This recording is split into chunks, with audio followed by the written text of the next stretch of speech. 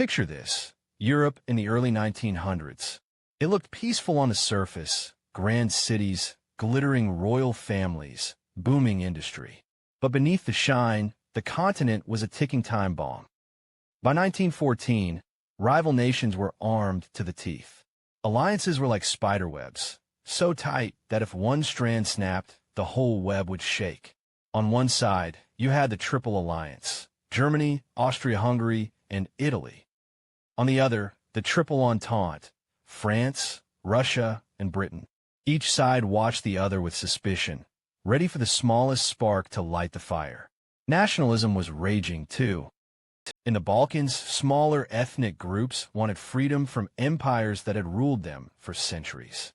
They dreamed of independence, of controlling their own destiny. But those dreams often clashed with the ambitions of empires like Austria-Hungary, which wanted to keep its grip on the region at any cost. Think of it like a crowded room filled with people holding lit matches and gasoline poured across the floor. All it would take was one strike, and behind the scenes, leaders didn't trust each other. Germany was rising fast, hungry for power and recognition. Britain, with its global empire, feared being overtaken. France still remembered its humiliation in the Franco-Prussian War, eager for revenge. Russia saw itself as the protector of Slavic people, especially in the Balkans, right where Austria-Hungary was trying to tighten control. This wasn't just politics. This was pride, identity, survival. The air was thick with tension. Soldiers drilled in parade grounds. Politicians exchanged sharp words. Newspapers stirred anger with nationalist headlines. Everyone could feel something big was coming, but no one knew when. And in the middle of this storm stood the Austro-Hungarian Empire. It was old, fragile, and struggling to keep its patchwork of different nationalities together. Serbs, Croats, Bosnians, Czechs, Hungarians, all under one crown but not all loyal to it. Many looked across the border to Serbia, a small but ambitious nation that wanted to unite Slavic people under its flag. So when Archduke Franz Ferdinand, heir to the throne, planned a visit to Sarajevo in Bosnia, a city full of tension, resentment, and resistance, it wasn't just a royal trip. It was like walking into the center of the storm. The world was already on the edge. And now, the wrong man was about to be in the wrong place at the wrong time. Franz Ferdinand was not just another royal. He was the heir to the Austro-Hungarian throne, the man who would one day rule over one of Europe's largest empires. But unlike many in his family, he had his own way of thinking. Born into privilege, yes, but not without challenges. He lost his mother at age 7. He grew up serious, sometimes stiff, often misunderstood. He wasn't the charming, popular prince type. Instead, he was blunt, opinionated, and not afraid to make enemies, even inside his own empire. And yet, there was another side to him. Against all odds, Franz Ferdinand married for love. His wife, Sophie Chotek, wasn't considered royal enough. For years, the imperial court looked down on her. She couldn't sit beside him at official banquets. She couldn't even ride in the same carriage during grand parades. But Franz Ferdinand stood by her. He defied tradition for the woman he loved. This love story would soon collide with history in the darkest way possible. Politically, Franz Ferdinand had a vision, too. He wasn't as rigid as his uncle, Emperor Franz Joseph. He believed the empire had to change if it wanted to survive. He wanted to give more rights to the Slavic people inside Austria-Hungary. Ironically, this could have eased tensions with groups like the Serbs. But to hardline nationalists on both sides, he was a target. Some Austrians thought he was too soft.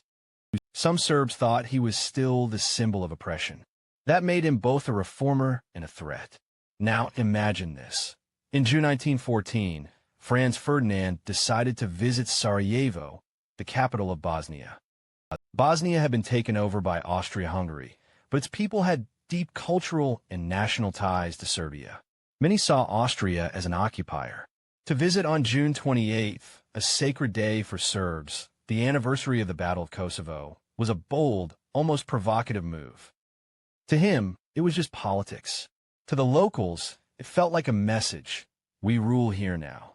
And waiting in the shadows were men who had sworn to resist that message with blood. Members of a secret nationalist group called the Black Hand. They trained in secrecy. They smuggled weapons across borders. They dreamed of a greater Serbia free from Austrian control. One of those men was a young Bosnian Serb named Gavrilo Princip. He was only 19. Poor, frail, often sick, but driven by a burning belief that his act could change history. The Archduke believed he was making a routine trip to strengthen his empire's presence. But in reality, he was walking straight into the crosshairs of history. It was a bright summer morning, June 28, 1914. Crowds filled the streets of Sarajevo. Some came to cheer, others came to glare. But hidden among them were young men with pistols and bombs tucked beneath their coats. Members of the Black Hand. Their mission: kill the Archduke. Franz Ferdinand and his wife, Sophie, rode in an open car. No bulletproof glass, no armored vehicles, just a parade through the city, exposed on all sides. To the assassins, it was the perfect chance. The first attempt came quickly.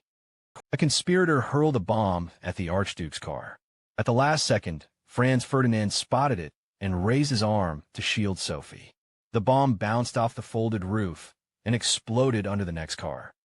Soldiers were wounded, but the Archduke survived. Now imagine the tension. Smoke rising. Screams filling the air. A failed assassin swallowed a cyanide pill, but it only made him sick.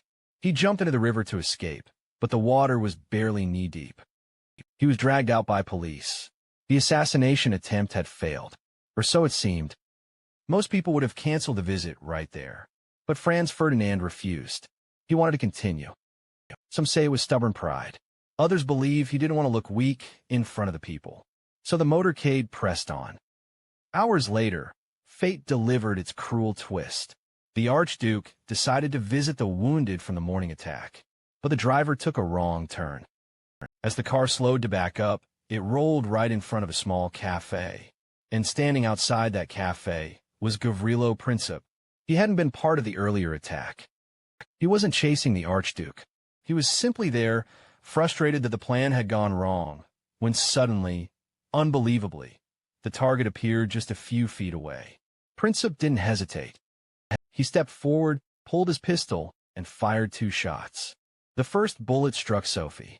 The second hit Franz Ferdinand in the neck. Blood poured into his uniform. Sophie collapsed at his side.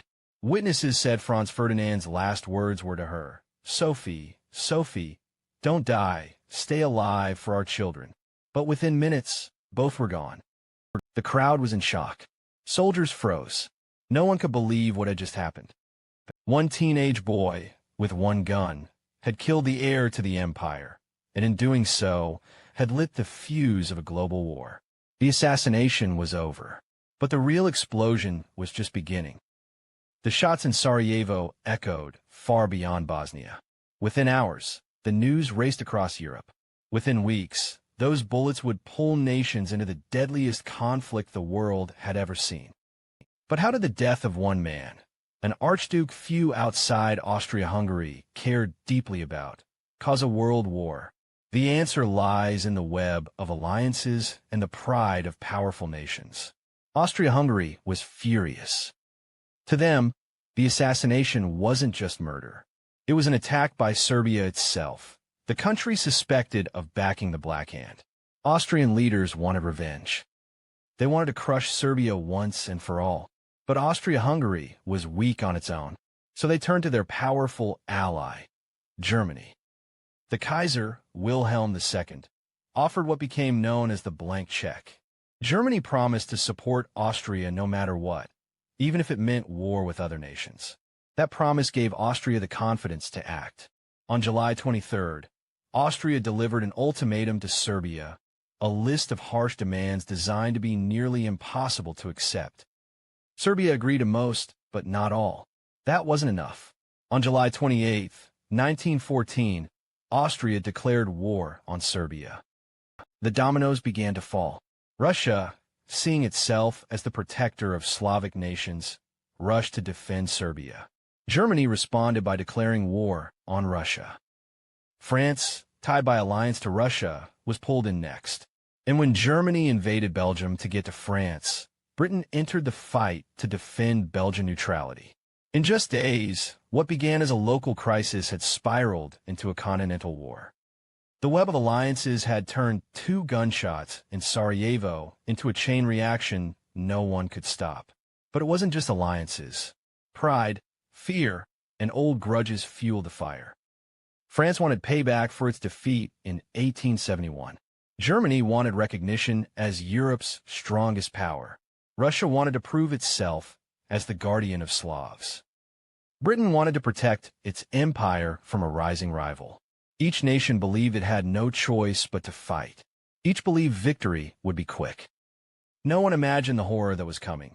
Trenches stretching across Europe, millions of lives lost, a generation scarred forever. And to think, it all began with a wrong turn on a Sarajevo. 1 teenage assassin, 2 bullets, and a chain reaction that would leave the world changed forever. The death of Franz Ferdinand and Sophie was tragic on its own. 2 lives, a marriage built on defiance and love, ended in seconds. But the true weight of June 28, 1914 wasn't measured in just 2 graves. It was measured in millions. Within weeks, Europe was engulfed in war. Soldiers marched off to battle with flowers in their rifles, cheered on by crowds who believed it would all be over in a few months. Instead, the world descended into 4 years of unimaginable destruction. By the time the guns finally fell silent in 1918, more than 16 million people were dead. Entire landscapes were shredded by artillery.